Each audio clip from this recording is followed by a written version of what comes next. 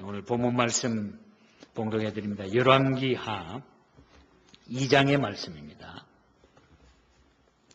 열왕기하 2장 19절부터 22절까지 말씀을 봉독해 드립니다.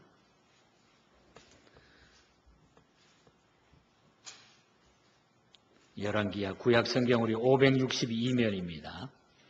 열왕기하 2장 19절 그 성 사람들이 엘리사에게 고하되 우리 주께서 보시는 바와 같이 이 성읍의 터는 아름다우나 물이 좋지 아니하므로 못하므로 토산이 익지 못하고 떨어지나이다. 엘리사가 가로되 새 그릇에 소금을 담아 네개로 가져오라 하며 곧 가져온지라. 엘리사가 물 근원으로 나아가서 소금을 그 가운데 던지며 가로되 여호와의 말씀이 내가 이 물을 고쳤으니 이로 다시는 죽음이나 토산이 익지 못하고 떨어짐이 없을지니라 하셨느니라 하니 그 물이 엘리사의 말과 같이 고쳐져서 오늘날에 이르렀더라. 아멘.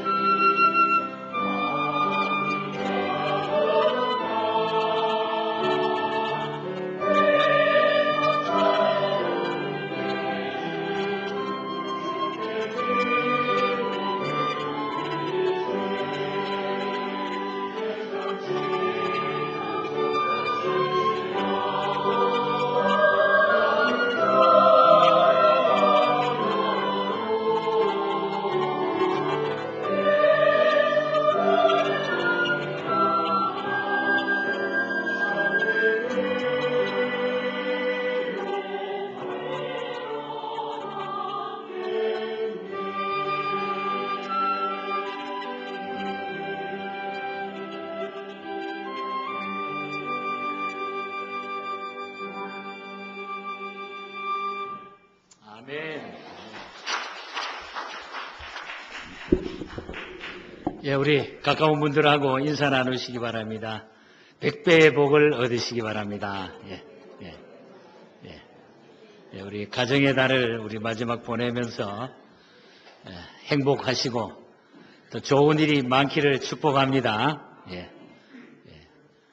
얼굴이 많이 환해진 것 같습니다. 이제 우리 가정의 달 마지막 주일을 보내면서 좀 어떤 근원적인 우리 문제를 우리가 해결하면은 정말 하나님 앞에 행복하게 될 것 같다, 이런 생각이 들면서 오늘 설교 말씀을 준비했습니다.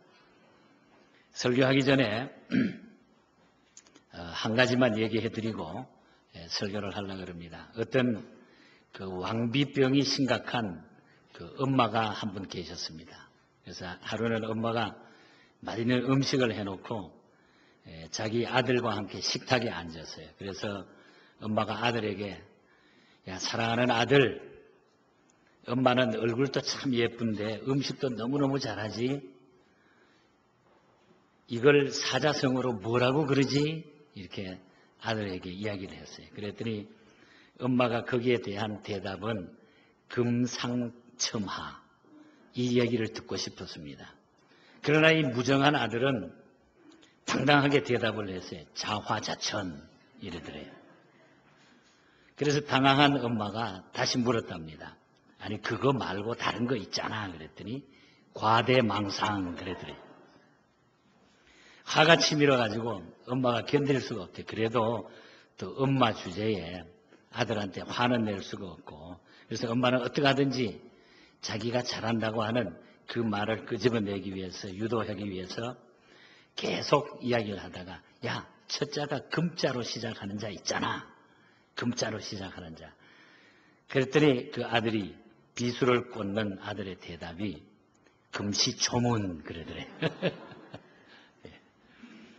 여러분, 가정이 부모들과 자녀 간에, 또 부부 간에, 또 우리 모두가, 또 교회 우리 공동체도 그렇고 좀 이렇게 웃고 행복하고 서로를 위로하고 격려하는 이런 모든 관계가 맺어지기를 주님 이름으로 간절히 축복합니다.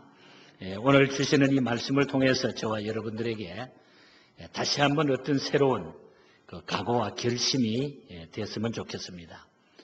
오늘 이 본문에 나오는 이 이야기는 엘리야 선지자의 제자 엘리사가 행한 이적 가운데 하나입니다.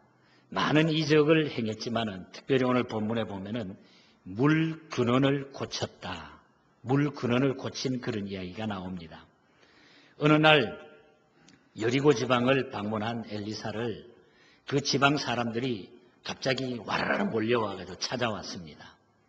이유는 물이 좋지 않아가지고 토산이 익지 못하고 떨어져가지고 농사를 지을 수가 없다. 물 때문에 이거 너무 고통을 받는데 이거 좀 엘리사 선생님 해결해 줬으면 좋겠다. 많은 사람들이 찾아와가지고 그런 이야기를 합니다. 이 말을 들은 엘리사가 소금을 가져오라 그래가지고 소금을 물 근원에 뿌림으로 물을 고쳤다고 하는 이야기가 오늘 본문에 나오는 내용입니다. 오늘 이 말씀 가운데 주는 몇 가지 중요한 교훈이 있습니다. 저는 간단하게 먼저 이 여리고의 환경을 이야기하고 그 다음에 이 문제를 어떻게 해결했냐, 또 이 근원을 어떻게 해결할 수 있느냐, 이 문제를 살펴보려고 합니다. 첫 번째로 말씀을 드리고 싶은 것은 아름다운 여리고 성에 대한 이야기를 조금 해보겠습니다. 19절 말씀에 보면은 그 성에 살고 있는 사람들이 엘리사에게 찾아와가지고 보시는 바와 같이 이 성읍의 터는 아름답고 굉장히 여리고성이 아름답다. 그렇게 자화자찬하는 이야기를 듣게 됩니다. 여리고는 지형상 저지대이기 때문에 예루살렘에서부터 계속 내려가는 위치에 있습니다. 제가 몇 년 전에 이곳에 가서 정말 이 지형을 아주 정확하게 이렇게 바라보면서 성경을 공부했습니다. 예루살렘에서 쭉 내려갑니다. 그래서 우리가 복음서에 보면 강도 만난 이웃에 대한 이야기도 여리고로 내려갔다고 이야기를 하고 있잖아요. 이 지구상 지금 제일 오래된 도시 중에 하나가 여리고라고 하는 도시입니다. 이 여리고성은 그 뒤쪽에 보면은 예수님께서 금식기도 한 다음에 시험을 받을 시험산이 그 뒤쪽으로 병풍처럼 둘러서 있고, 그 다음에 삭개오가 올라갔던 뽕나무라 그래가지고 그 뽕나무가 여리고에 있습니다. 몰라요. 지금 거기에서 이야기는 그때의 뽕나무다 그러지만은 믿을 수는 없죠. 어쨌든 그 뽕나무가 있고, 그 다음에 팜추리들이 굉장히 많이 우거져 있고, 감람나무가 무성하고, 아마 이스라엘의 도시 가운데 굉장히 아름다우면서도 물이 풍부해요. 그 사막 지역인데도 불구하고 그 동네 곳곳에 우리를 안내하는 사람이 데려가가지고 이렇게 물이 펑펑 솟아나는 것은 이거는 중요한 일이라고. 그때에 하나님께서, 예수님께서 이미 이곳에 물을 주셨기 때문에, 이 엘리사를 통해서 그 물의 근원을 고쳐주었기 때문에 그 물이 지금도 이것이 이렇게 풍성합니다. 그 이야기를 들은 것이 지금도 잊어버리지 않습니다. 그래서 이 여리고는 아름다운 도시예요. 경치가 좋고 물이 펑펑 솟아나오고 너무너무 살기 좋은 그런 도시입니다. 아마 이 땅 위에 모든 사람들이 원하는 것은 그럴 거예요. 살기 좋은 곳, 사람이 많이 모이는 곳, 아름다운 도시. 그곳에 사람들은 자꾸 모여들게 되어 있습니다. 그러나 살기 좋은 곳에는 사람이 많이 모여드는과 동시에 사람이 모여들게 되면 결국 죄도 함께 모이게 된다는 얘기예요. 사람이 많은 곳에 또 죄악도 이런 문제들이 엄청나게 많이 나타나는 것을 우리는 보게 됩니다. 우리는 그 실례를 소돔 고모라 성의 경우에서도 볼 수가 있습니다. 창세기 13장 10절 이하에 보면은 그 당시에 소돔 고모라의 모습을 이렇게 설명해 주고 있습니다. 온 땅에 물이 넉넉하니 여호와께서 소돔과 고모라를 멸하시기 전이었는고로 여호와의 동산 같고 애굽 땅과 같았더라.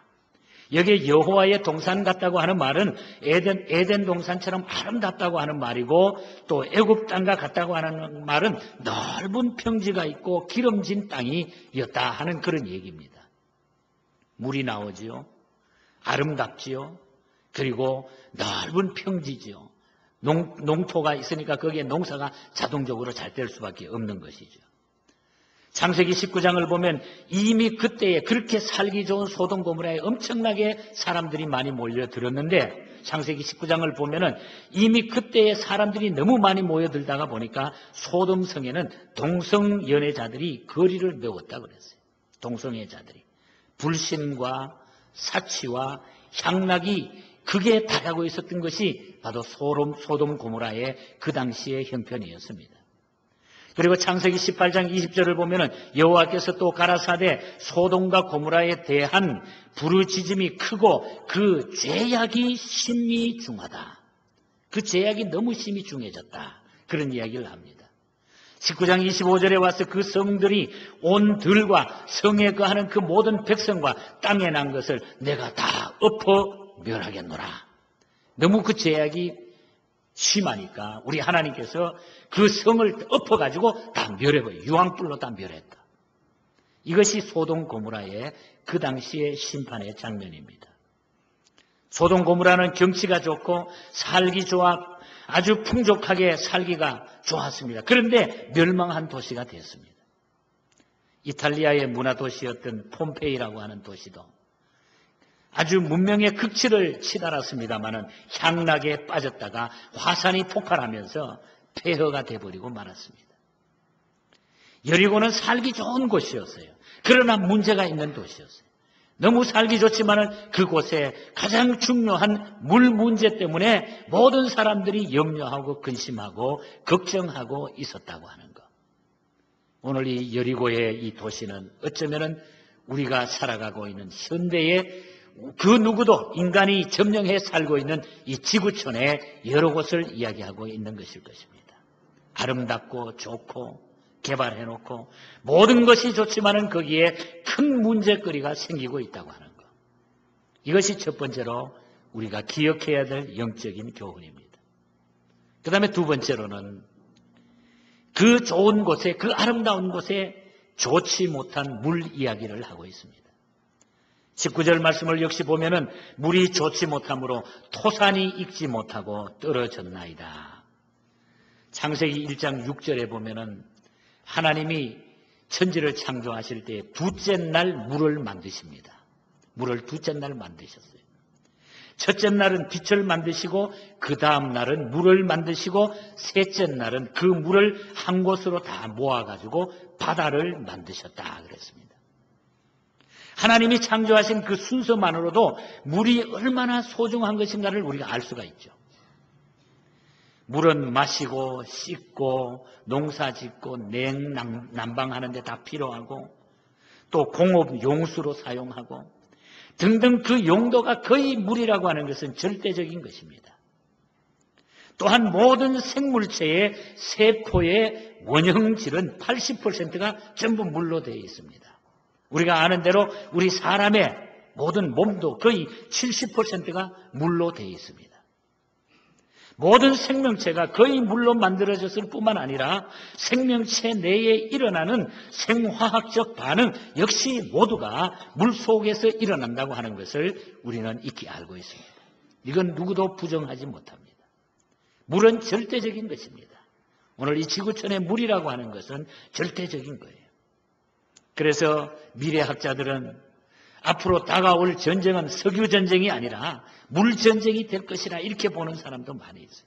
좋은 물을 먹어야 되기 때문에.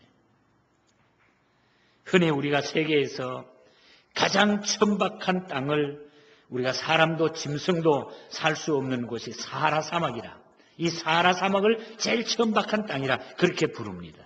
그러나 사람과 짐승도 목말라 숨쉬는 뜨거운 그 모래 벌판 사하라 사막에도 한때는 과거에는 비가 내리고 강물이 흐르고 초목이 무성한 비옥한 땅이었다고 자연과학자들은 이야기합니다. 그런데 왜 죽은 땅이 되었을까요? 그 사하라 사막이 왜 죽은 땅이 되었을까요? 과학자들은 서부 중앙 아프리카로부터 사하라로 습기를 운반해오는 계절풍 때문이었다 이렇게 얘기를 합니다.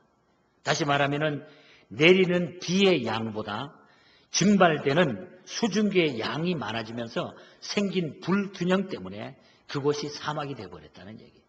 좀 더 쉽게 말하면 물이 모자라가지고 사막이 됐다 하는 그런 얘기입니다. 물이 없으면 생명체는 살아남지 못합니다. 여러분. 물이 모자라도 생명체는 살아가기가 어렵습니다. 여러분. 그러나 물이 있어도 병들었다고 하면 그 물이 있으나 많아요. 병든 물. 만약에 이 물에 여기에 독이 타 있다 그러면 그 물은 쓸 수가 없는 거예요. 병든 물, 썩은 물, 이런 물은 소용이 없다는 얘기입니다. 썩은 물이나 병든 물은 마실 수도 없고 사용할 수도 없습니다. 공장에서 사용하는 공업용수 같은 것도 정수 과정을 거쳐가지고 그 물이 사용이 됩니다. 그런데 여리고의 물은 병든 물이었다. 여리고의 물이 병든 물이었다. 그러기에 19절에 보면은 물이 좋지 못하므로 토산이 익지 못하고 떨어진다. 물이 좋지 못하다고 하는 것은 사용 가치가 없다 하는 그런 얘기입니다. 우리는 여기서 토산이 익지 못한다는 사실을 주목해요. 토산.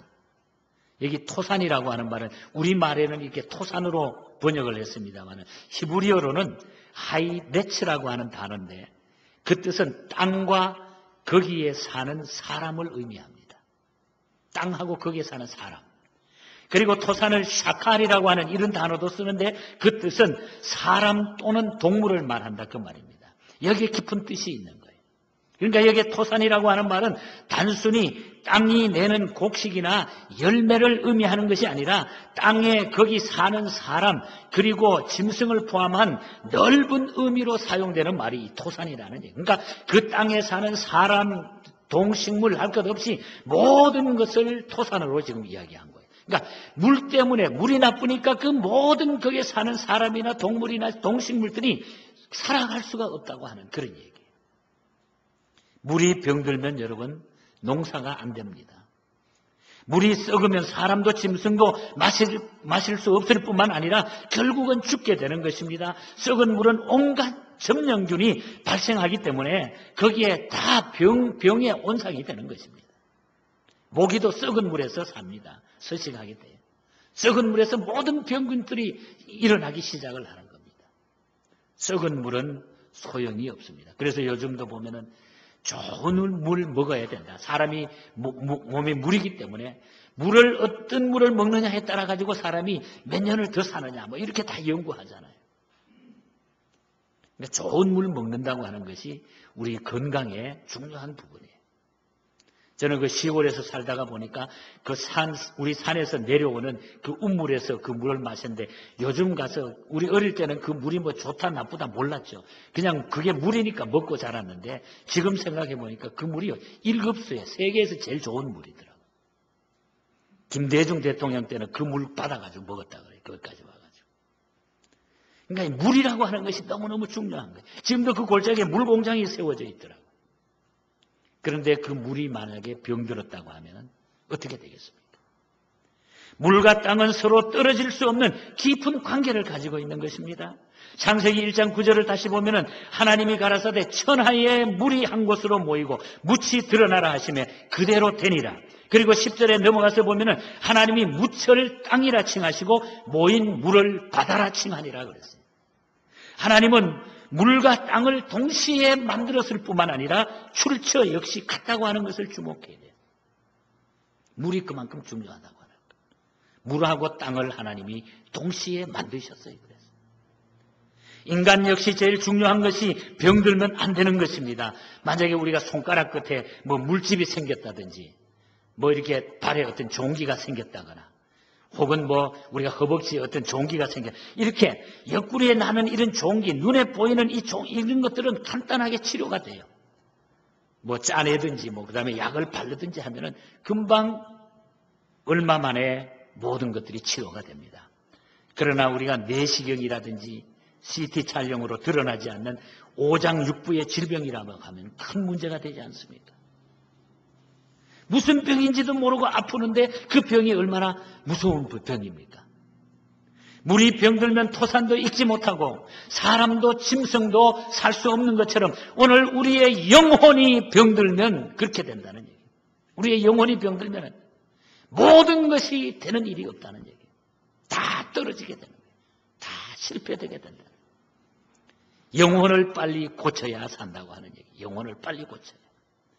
우리는 요한복음 4장에서 영혼의 갈증을 해결한 한 여인의 모습을 잘 알고 있습니다. 남편 5을 편벽했던 한 여인이 예수님을 만나잖아요. 그 여인은 물길로 나왔다가 대낮에 우물가에서 쉬고 계시는 예수님을 만난 겁니다.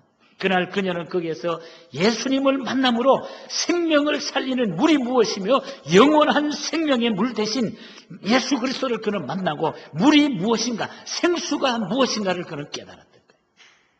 우리 예수 그리스도는 영원한 생수가 되기 때문에. 그래서 요한복음 4장 14절에 보면 예수님은 이런 이야기를 합니다. 내가 주는 물을 먹는 자는 영원히 목마르지 아니하리라. 우리 주님이 주시는 물은 영원히 목마르지 아니하는 것. 우리의 인생의 갈증을 무엇으로 풀 수 있습니까? 주님이 주시는 그 물을 통해서 우리는 풀 수 있다는 얘기예요. 물이 병들고 썩으면 안 되는 것처럼 우리의 영혼이 병들고 썩으면 안 됩니다. 우리는 사마리아 여인처럼 예수님을 만나 신속하게 고침을 받아야 된다고 하는 것. 아름다운 도시인데도 불구하고 여리고가 그 좋은 도시인데도 불구하고 물이 썩어 있었다. 물이 병들어 있었다. 이것이 두 번째 교훈입니다. 이제 마지막으로 세 번째로는 고치시는 하나님에 대한, 자, 이 물을, 이 근원을 고쳐주신 우리 하나님에 대한, 예수 그리스도에 대한 이야기입니다. 오늘 20절과 21절에 보면은 엘리사가 소금을 새 그릇에 담아오도록 한 다음에 물 근원에 가가지고 소금을 그 물 가운데 던졌다 그랬어요. 여호와의 말씀이 내가 이 물을 고쳤으니 이제 쫓아 다시는 죽음이나 토산이 익지 못하고 떨어짐이 없을지니라. 소금을 던지면서 이제는 다시 토산이 익지 못하는 일이 없고 떨어짐이 없을 것이니까 이 물의 근원이 고쳐졌느니라. 여러분, 소금이라고 하는 것은 우리가 아는 대로 썩는 것을 방지하는 힘을 가지고 있습니다. 금방 썩어가는 생선도 소금에 절여두면 썩지 않습니다. 그 소금을 이 병든 물 근원에다가 뿌렸다고 하는 것은 썩지 않도록 방부제를 뿌렸다고 하는 그런 의미죠. 그러나 더 중요한 것은 내가 이 물을 고쳤다 하는 얘기예요. 내가 이 물을 고쳤다. 엘리사나 소금이 고친 것이 아니라는 얘기예요. 하나님이 고치셨다. 여러분 믿으십니까? 그래서 우리의 모든 근원은, 우리 인생살이의 근원은, 우리 가정의 어려움도, 교회의 어려움도, 내 자신의 어려움도, 그 근원을 고치시는 분은 사람이 아니라 우리 주님밖에 없는 줄 믿습니다, 여러분. 하나님이 고치셨다. 역대하 7장 14절에 보면은 내가 하늘에서 듣고 그 죄를 사하고 그 땅을 고칠지니라 그랬어요. 하나님 땅을 고쳐주신다 그랬어요. 욥기 5장 18절에 보면은 하나님은 아프게 하시다가 싸매시며 상하게 하시다가 그 손으로 우리를 고쳐주신다 그랬어요. 우리를 고치시는 하나님. 출애굽기 15장 26절 우리가 잘 아는 말씀입니다. 나는 너희를 치료하는, 나는 너희를 고치는 여호와입니다. 나는 너희를 고쳐주는 하나님이라. 우리 하나님은 우리 인생의 그 어떤 문제도, 어떤 모든 것도 우리 하나님은 고쳐주시는 분인 줄 믿습니다, 여러분. 하나님이 고쳐야 정확한 거예요. 16세기 프랑스의 유명한 외과 의사였던 암브로스 파레라고 하는 분이 있습니다. 그분이 세상을 떠난 다음에 그 비석에 다음과 같은 비문을 새겨 넣었다고 합니다. 나는 그의 상처를 싸매 주었지만 하나님은 그의 상처를 고쳐주셨다. 세계에서 제일 유명한 의사 선생님이 나는 그의 상처를 싸매줬지만은 하나님은 그 상처를 고쳐주셨다. 우리는 싸매주는 데 불과해요. 그러나 고치시는 분은 우리 주님이신 것을 확신하시길 주님 이름으로 축복합니다, 여러분. 그렇습니다, 여러분. 의사는 싸매고 하나님은 치료하시는 분이에요.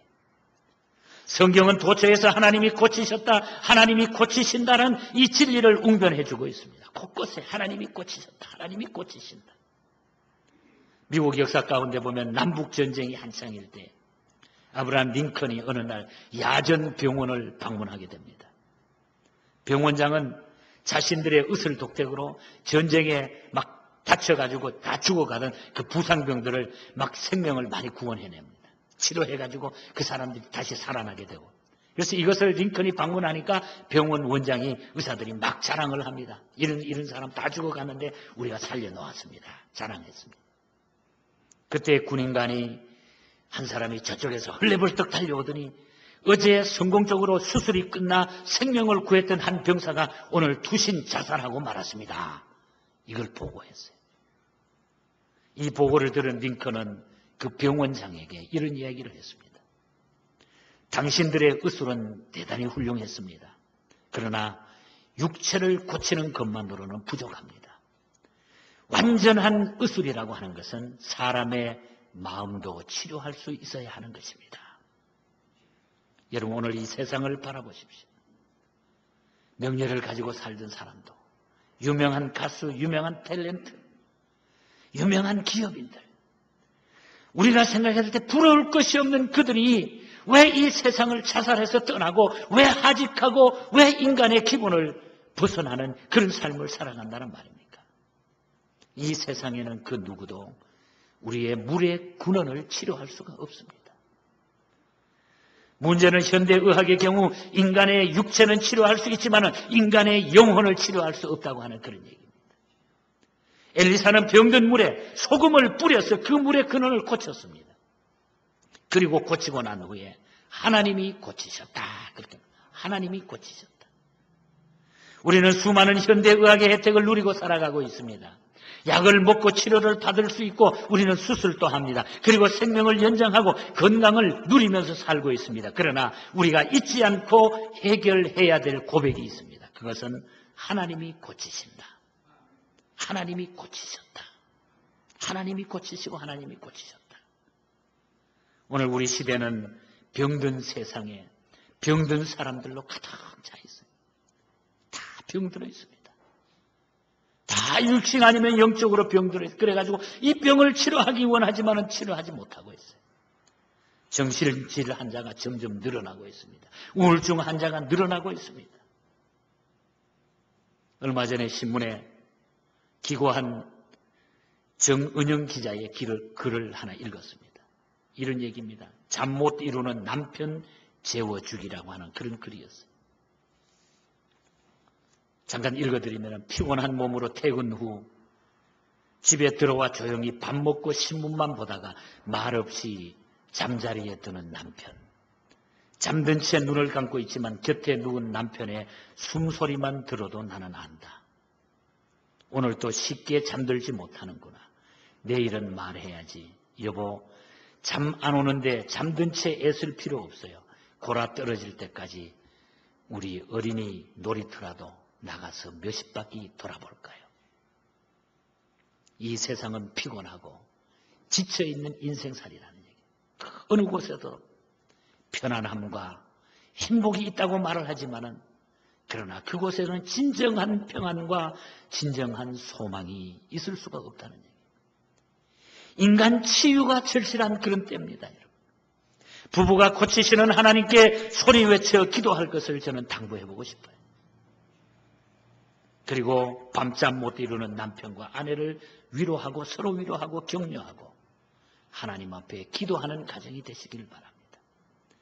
수증기라고 하는 것은 위로 올라갑니다만 다시 그것이 비가 되어서 내려옵니다. 물은 위에서 아래로 떨어지도록 되어 있는 것입니다. 이게 자연의 법칙입니다. 물줄기를 거슬려 올라가면 반드시 물 근원이 거기에 있기 마련이에요. 물 근원이 있습니다. 엘리사는 여리고의 물이 병들고 썩은 이유를 그 근원에서 찾았다는 얘기예요. 물의 근원에서. 그래서 소금을 물 근원에다가 뿌린 것입니다. 물 근원을 우리가 치료해야 되는 것은 바로 인간의 근원을 치료해야 된다고 하는 것과 똑같은 얘기예요. 그래서 우리가 그 근원을 어떻게 치료하느냐? 누가 치료해 주시느냐? 그 근원을 어떻게 치료해야 되냐? 나라가 잘못되고 역사가 잘못되고 가정이 잘못되는 것을 물 근원이 병들었기 때문인데 그러므로 그 물 근원을 고쳐야 되는데 누가 고쳐주십니다. 누가 고쳐줍니까? 내가 고쳤노라, 내가 고치노라고 말씀하신 하나님이 고치시는 것입니다, 여러분. 하나님께 가지고 나와야 돼요. 물 근원이 고쳐지지 않으면 새 것이 있을 수가 없어요. 하나님이 원장이신 하나님 병원으로 우리는 빨리 나와야 됩니다. 그리고 온통 나를 거기다가 맡기고 진찰받고 고침을 받을 때에 우리는 진정한 행복과 복을 얻을 수 있습니다. 오 주여 나를 고쳐주소서. 물 근원을 치료하여 주옵소서. 이것이 이 시대에 우리가 사는 길입니다. 이것이 바로 금년에도 우리가 100배가 되는 복을 얻는 출발이 되는 것입니다. 이삭이 받았던 그 100배의 복을 우리가 누릴 수 있는 출발이 바로 우리의 물 근원을 고치는 데부터 시작이 됩니다. 주님께로 가지고 나오십시오. 주님께 맡기십시오. 주님은 그 근원을 다 치료해 주시고 우리에게 새로움과 이제는 마셔도 물이 펑펑 나오는 그 생명수 되는 여리고 땅에 지금도 그 물이 펑펑 넘치고 있는 것을 여러분 아십니까? 오늘 우리의 영혼 속에 이 하나님의 주시는 이 생수의 강이 철철 넘치는 축복된 희망찬 좋은 기분 좋은 즐거운 승리의 나날들을 살아가는 우리 남은 생애가 되기를 주님 이름으로 간절히 축복합니다. 하나님 아버지 감사합니다. 연약한 저희들 사랑해 주시고 부족하지만은 하나님의 은혜 가운데 오늘까지 살게 하시고 주님 의지하는 중에 주시는 그 평안과 소망을 주시는 것을 감사합니다. 혹 저희들이 아직까지도 주님 우리 하나님이 병원장 되시는 우리 하나님의 병원에 우리 인생의 문제를 모두 가지고 나오지 못한 우리의 모습이라고 하면은 오늘 이 시간에 우리 주님 앞에 다 가지고 나올 수 있는 저희들이 되게 하여 주시옵소서. 그 물의 근원을 치료할 수 있도록 축복하여 주시옵소서. 그 주님을 통하여 새로운 삶이 즐거움이 복된 승리가 나타나게 하여 주시옵소서. 우리 성도들 가정에 우리 교회에 이 놀라운 은혜가 넘치게 하여 주시옵소서. 오늘도 찬양할 때에 이 치료함의 역사가 일어나게 하여 주시옵소서. 예수님 이름으로 기도하옵나이다. 아멘. 우리 기립하셔서 465장 찬양합니다.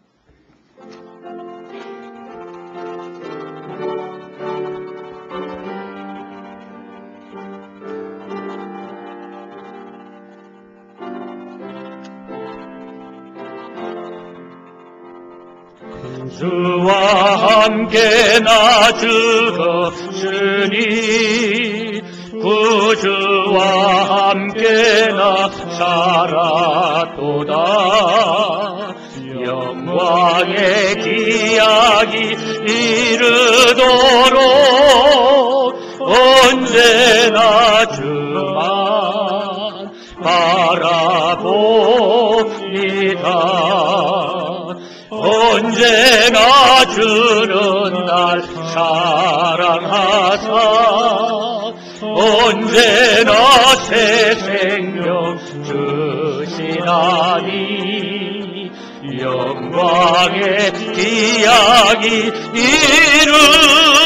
이르도록 언제나 주만 바라봅니다. 마음속에 시험을 받을 때와 무거운 근심이 있을 때에 주께서 그때도 같이 하사 언제나 나를 도와주시네. 언제나 주는 날 사랑하사 언제나 새 생명 주시나니 영광의 기약이 이르도록 언제나 주만 바라봅니다.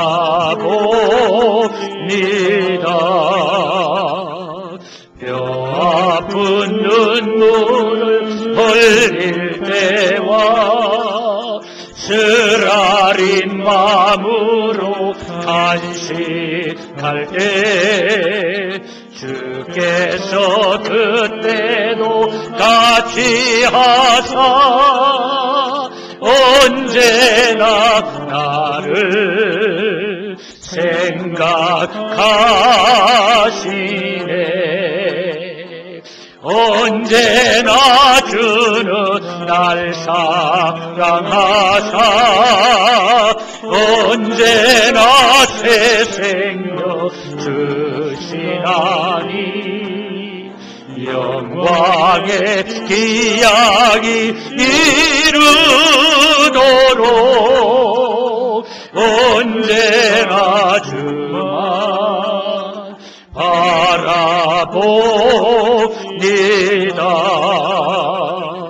내 몸의 약함을 아시는 주 못 고칠 질병이 아주 없네.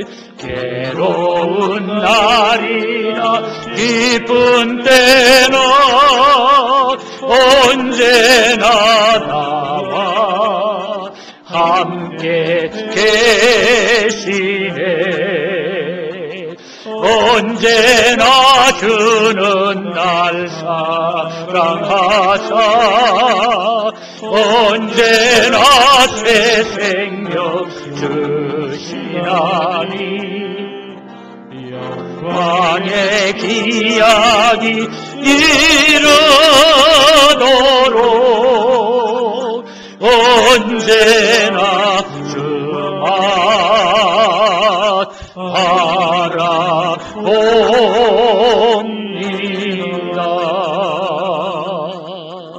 아멘.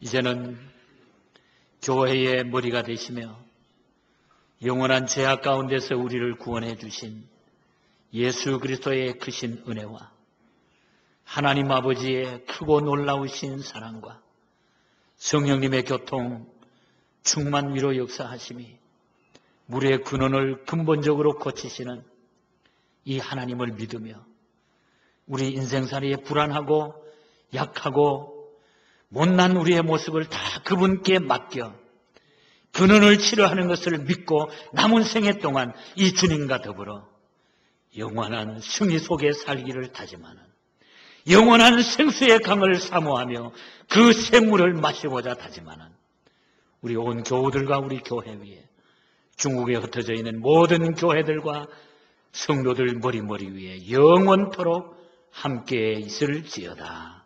아멘. 아멘.